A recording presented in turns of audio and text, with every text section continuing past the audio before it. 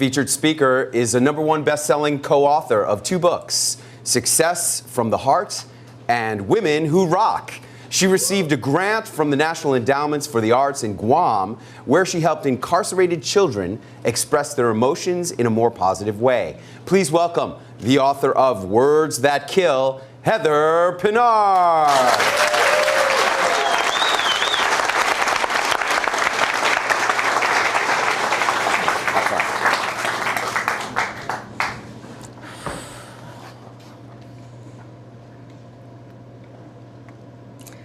When I was a little girl, my family and I lived in France, and I was raised in the French school system. One day, I cut this finger so bad that the housekeeper had a hard time stemming the blood and made me late to school. And when I arrived, the teacher said, "Why are you late, little girl?" And I said,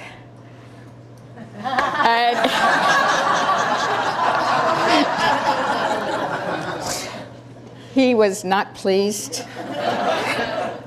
He picked me up, put me on the stool, put a tall white dunce cap on my head, and allowed the other children to laugh and jeer at me. First my finger, and then this. I was in shock, and I felt like the dunce. And for so many years, I thought I was the dunce. Today, I'd like to talk to you about the power of words and how they can affect your emotions, your self-image, even life itself. It was many years later that I was fortunate by either divine intervention or the grace of God that I was introduced to a network marketing company that not only cared about diseases that we have, but also our whole health. And part of that company had a training, and that training was on self-image. And it was in this training class that I learned more about myself and my thoughts and where everything I was doing was coming from and how it had affected me, that being called that dunce so many years ago.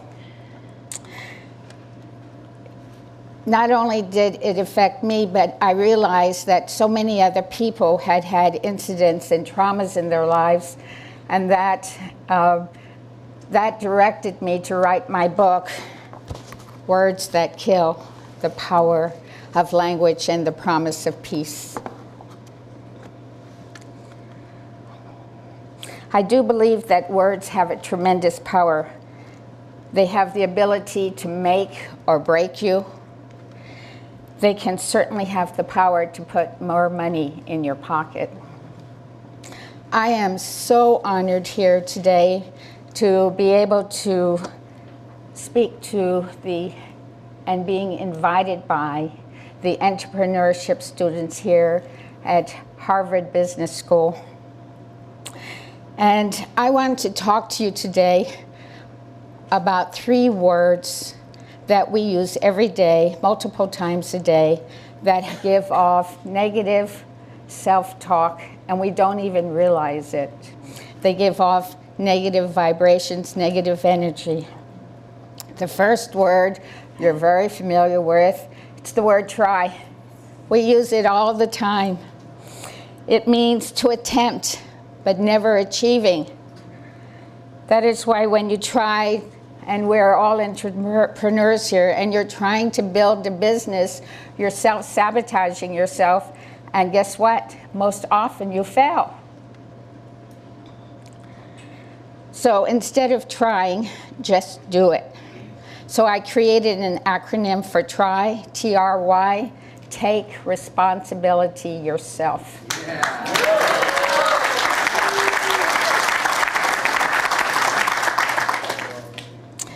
The second word that we use all the time is the word need. Need, according to Eric Worre, who is the author of GoPro, he said, need is the mindset of an employee. Instead, you should be working for what you want. There are only a few needs in life. They are food, clothing, shelter, air, water, and in these days, the internet. Look to have something to work towards. Choose to do it. That is a much better word than needing. You know, we don't need a lot. You can have it, but you really don't need it. The third word is the word worry. We use it all the time. We say, oh, I'm so worried about my daughter, or I'm worried about my family, or I'm worried about what's going to happen to me in the future. Well, that's the future. It's the old meaning of worry is like a noose around your neck, choking you. So this worry can lead to stress in your body. And according to the American Medical Association, stress is one of the major causes of a heart attack. And that heart attack can lead to your death. And so that's why I work, and it's phrased, words that kill, because you don't want to cause your own death, do you? And so instead of worrying, you want to choose to think about that's something or that's someone that you don't have any control over them or what's going to happen.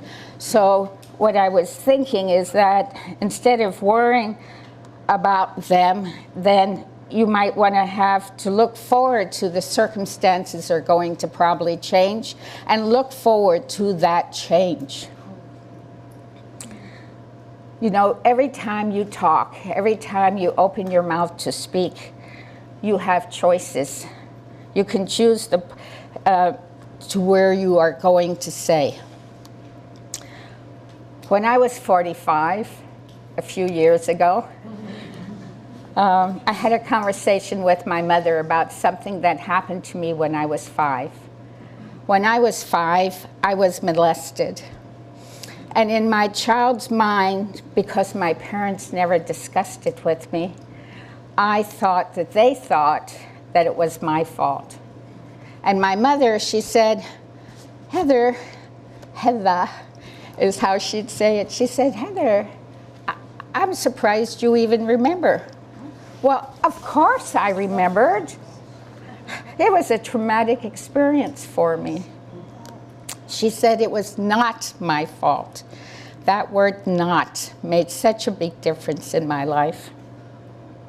And my friends here, what I'd like to leave with you, just reinforcing to you that even that one word can make all the difference. Thank you.